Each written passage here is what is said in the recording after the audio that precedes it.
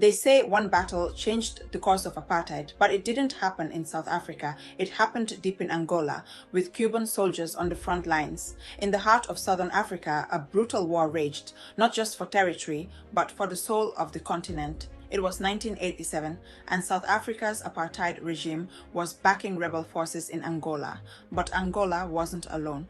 Cuba stepped in, not with words, but with soldiers and tanks. The town was called Quito Cuanavale, a dusty, strategic place most people had never heard of, but for the apartheid regime, it was the key to toppling Angola's government. South Africa sent in its elite troops. What followed was one of the largest battles in Africa since Loiros. Thousands died. The skies roared with fighter jets. The ground shook with artillery fire. But Angola and Cuba held out the line.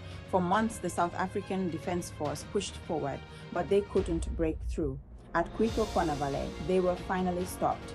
This wasn't just a military loss, it was a psychological blow to the apartheid regime. Nelson Mandela would later say, Quito Cuanavale was the turning point for the liberation of our continent. It gave momentum to peace talks. It pressured South Africa to pull out of Namibia, and just a few years later, apartheid began to crumble.